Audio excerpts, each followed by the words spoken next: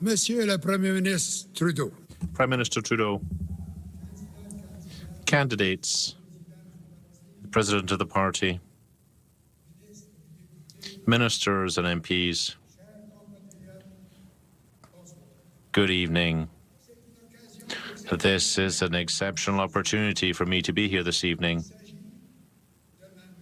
This is my ninth Liberal convention that I participated in. And it's the 7th time that I've spoken at the podium. I would have never thought that I could do it at 91.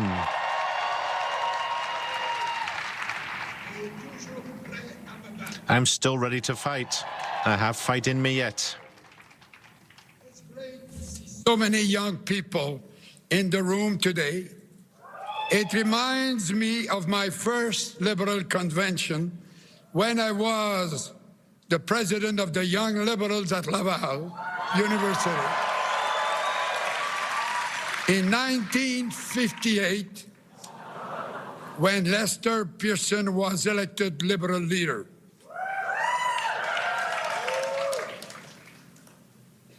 In 1958,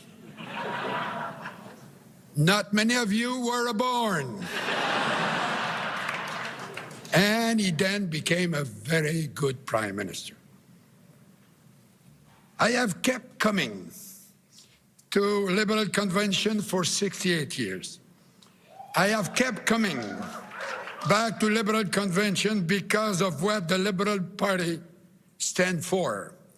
I have kept coming back because of what the Liberal Party has delivered to make the lives of Canadians better. And I am here today because it is the Liberal Party that can best deliver the better lives for Canadians in the days, weeks, months, and years ahead.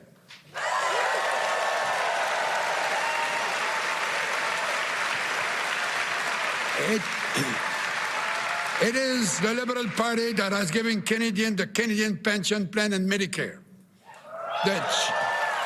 the Charter of Rights and Freedom,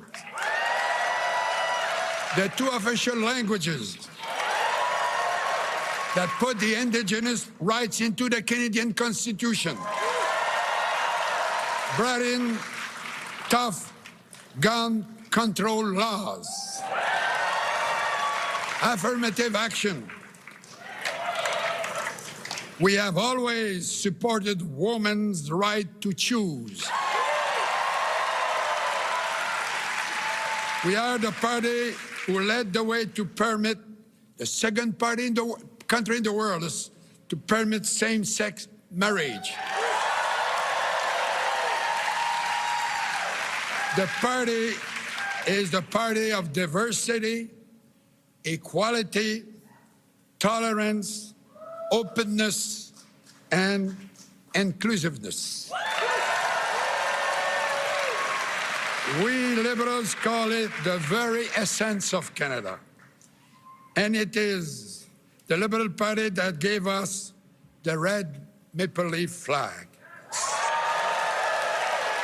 60 years ago, which flew so proudly in homes across the country on the 14th of February to demonstrate our patriotism and love for Canada. I want to say a special thank you to former Prime Ministers Joe Clark, Harper, Martin, Campbell, for coming together with me to rally Canadians across the land to show the Canadian flag with pride, with a lot of pride.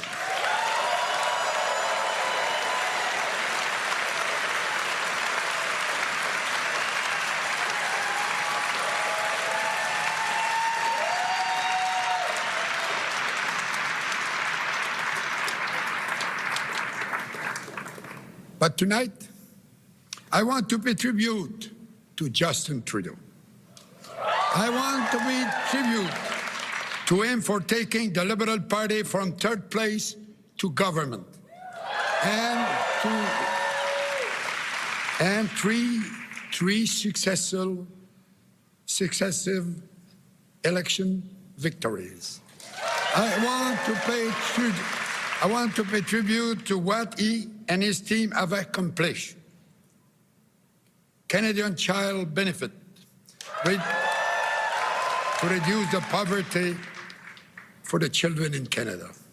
The $10 child care that opened the labor market to so many women. For the dental plan for low-income Canadians. For all the work they've done on the environment. Ladies and gentlemen, these are liberal policies. And let's talk about the economic reality of the moment now. Because Canada has done well. This, I'm telling you, as I've said so many times, Canada is not broken.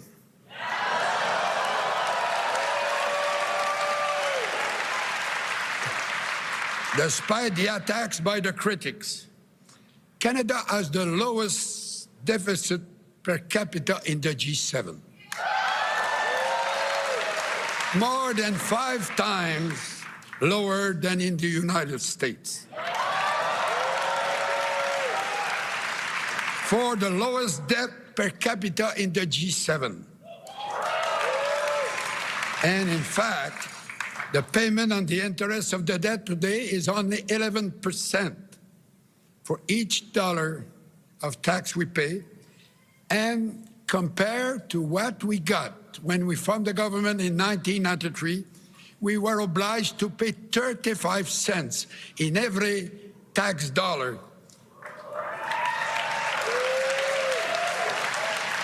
That was a little problem the Tories left to me. And we balanced the books. We took that mess from the Tories and we balanced the books. And we had 10 years of surplus. And the Tories came back to power and we went back in debt. Now inflation is 1.9% in Canada. It's 3.2% and increasing south of the border. You know, I spend my life talking about job creations. Now the problem, we're looking for manpower. It's a difficult problem, but it's better than the reverse. You know, I want to pay tribute to the government, to Mr. Trudeau, and to all the provincial governments for the fact that they have been with the municipalities to put together the best program on the pandemic that we face, better than any other country in the world.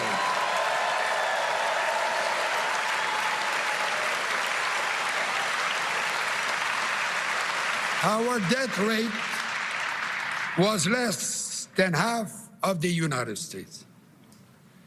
Today, as a party, we're choosing a new leader.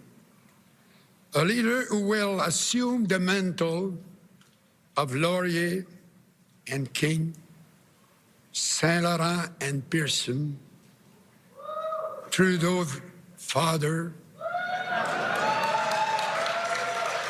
Trudeau the son, who has with him a very beautiful daughter. You know, I'm old enough to say that. And myself. And that is very important. I want to take this moment to say how impressed I am by the quality of the candidates whose names are on the ballot tonight.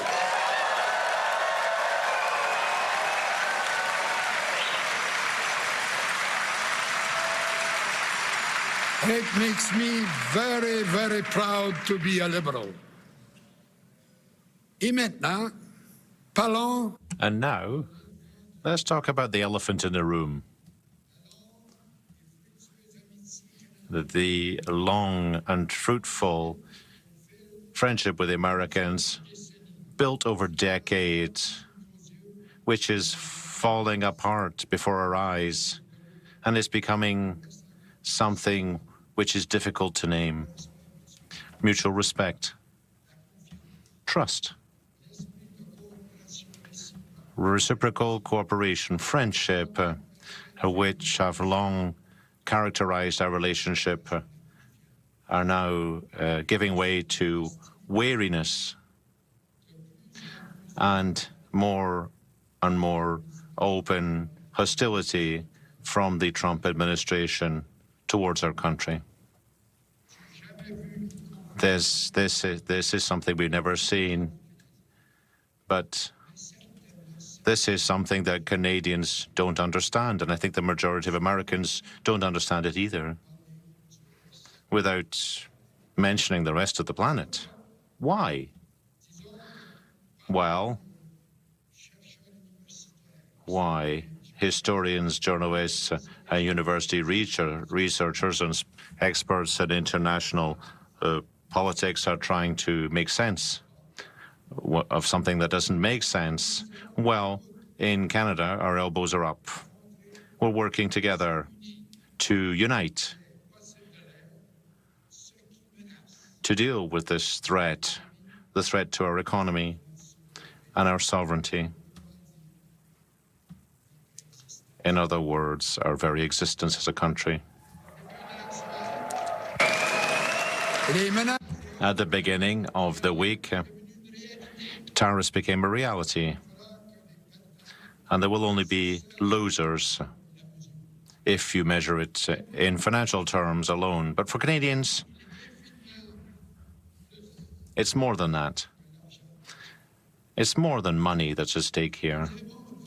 We love our country and our independence. We love who we are because we're unique in the world. To the Trudeau government and all the Premier for the way they have led Canada in the last few weeks in confronting the menace imposed on us.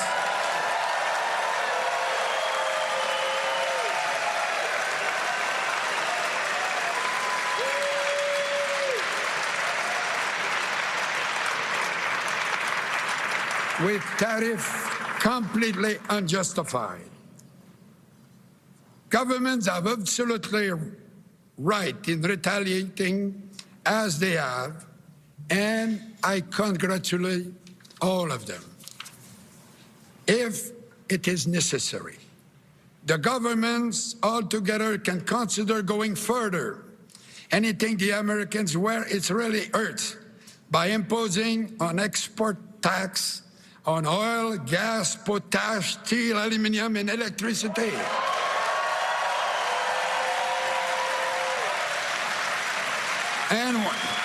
And we'll use that money to build infrastructure that are needed in Canada.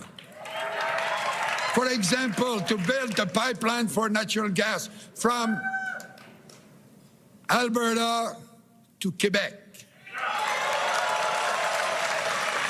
Alberta, the family of my mother, and Quebec,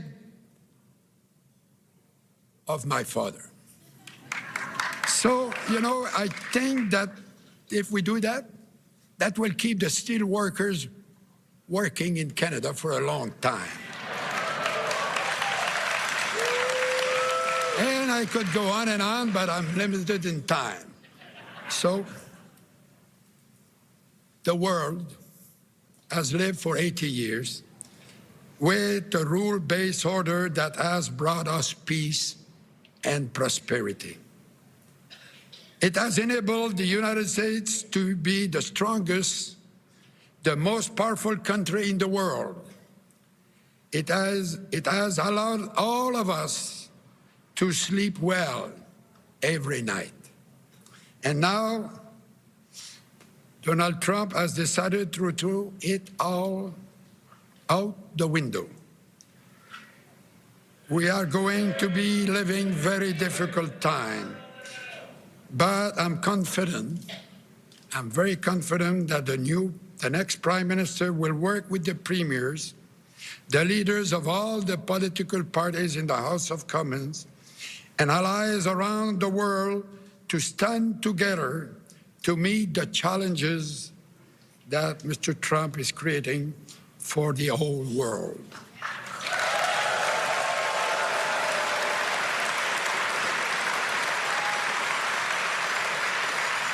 And perhaps, speaking of the president, it is time for a little history lesson for him. Probably does not realize that in 1776, Benjamin Franklin spent a year in Montreal trying to convince the people to join the American Revolution. And he was told by the Francophone, "Non, merci."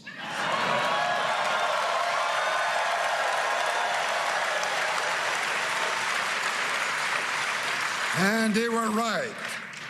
Look what happened to the French language in Louisiana. The Loyalists left the USA to come back to Upper Canada and the Atlantic, and the Francophone and Lower Canada, together they built our independent country. During the War of 1812, Americans came to what is known Canada on a mission of conquest. They were defeated by Colonel de Salaberry in what is now Quebec, and by leaders like the great indigenous chief Tecumseh in what is now Ontario.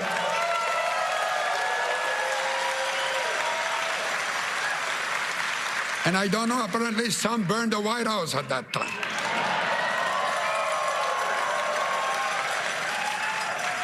But I'm too old to do it.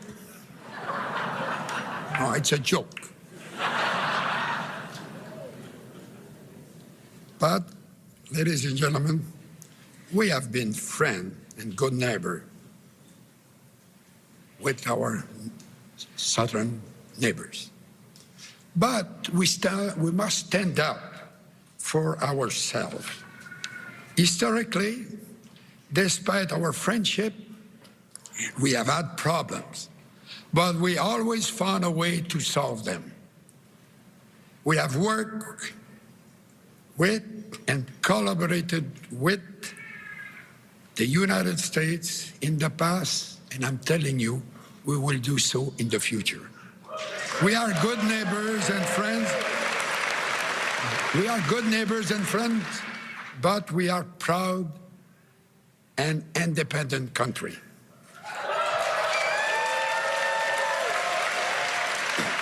But sometimes one must stand up for Canada. We must always be vigilant. And I did so as minister and as Prime Minister. Way back in 1968, when the Americans sent a ship, the Manhattan, with no Canadian flag through our Northern Passage, they wanted to prove that the passage was international water. As Minister of Northern Affairs, I flew to Pond Inlet at the northern extremity of Baffinland to confront them. I was on the Louis Saint-Laurent icebreaker. I called the captain. I said I will be there in an hour. And it's better to have the Canadian flag at the mast. I took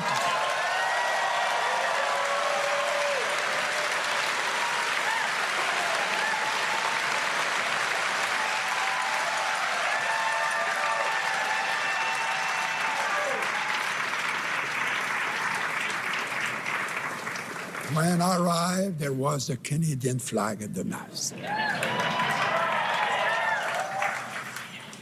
And I had a big smile. You know, we had other problems of the same nature. You remember Newfoundland, the so-called fish war, when we arrested Estee, when my friend Tobin made a great show at the UN with the illegal nets. And we were successful. They changed the international laws after that because there was a problem that needed to be fixed. And I'm quite proud of it, and it was quite a time. Yeah. I was traveling in the West. I came back. It was Holy Week. So it was a Thursday, Holy Week. So my wife said, we'll have a good rest for the weekend. And I said, perhaps not, because I'm declaring war to Spain. She did not sleep. But, you know, we had another problem on the West Coast. You know, we have Vancouver Island, the mainland, and Canadian waters. And the fishermen from Oregon and Washington State were going to Alaska, but they were not respecting our water. So we threatened them to block the passage on Canadian water and force them to go in the high seas. It was a very difficult problem. The senator of Alaska said it was almost a question of war. So I discussed that, and I talked with my friend Bill Clinton, and he said, it's out of Canada, there's not much I can do. I said, if you cannot do something, I will do something. And they were forced to respect our laws.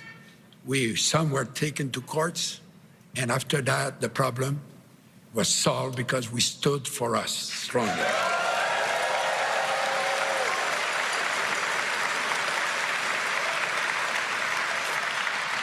But for 8 years, I was a colleague of Bill Clinton, and he would always say that Canada was his best ally, and that I was a very good friend, and we still are very good friends. But we worked together, and we found solutions together. And it's what happened in the future, too. We always been good neighbors with anybody. So I was proud, too, when I was Prime Minister, and I had to say no to the participation in the American invasion of Iraq.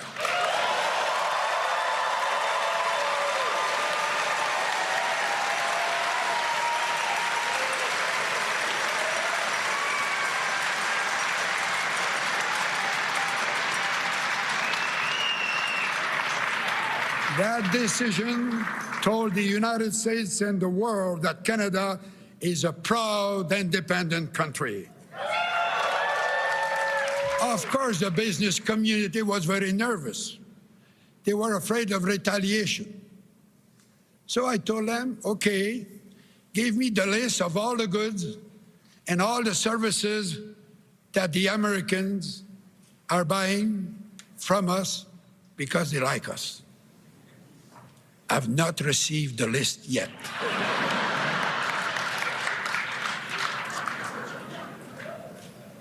So, you know, we will work in collaboration with them. But, you know, they have to understand, and everybody understand, that we are a very proud country. And for me, I can tell you that sometimes I can say this, from one old guy to another old guy. Stop this nonsense.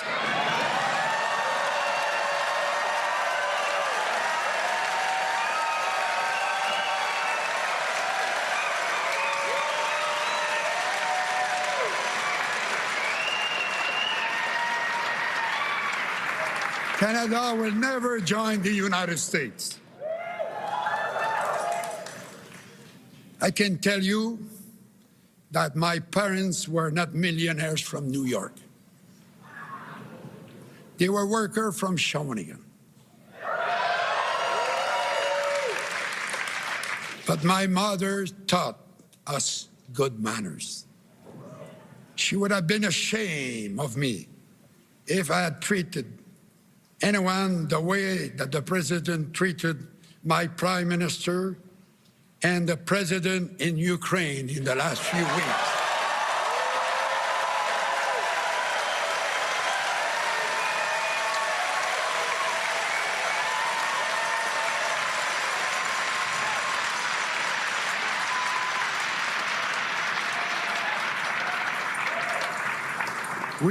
The reason we don't want to become American is because our values as Canadians. We are proud Canadians, and yes, we owe a debt of recognition to Mr. Trump. He has united us as never before.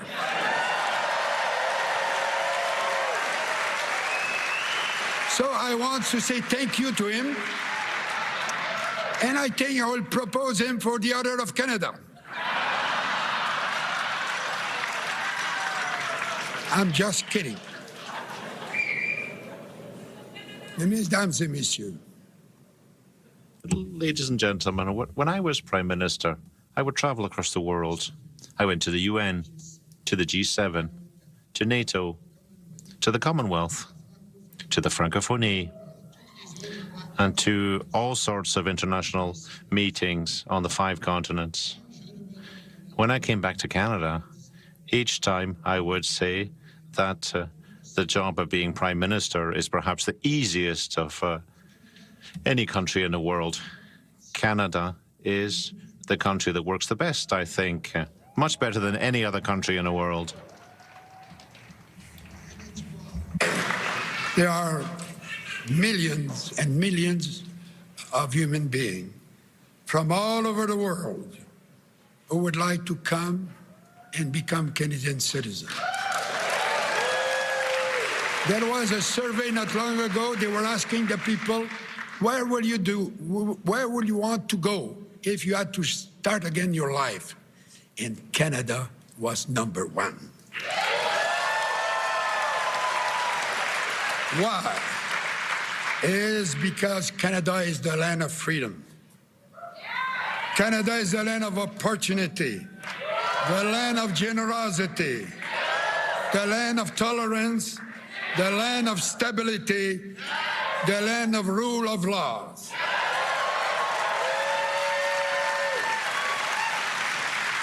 It is our land that is the envy of the world. Canada will continue to rise through north strong and free.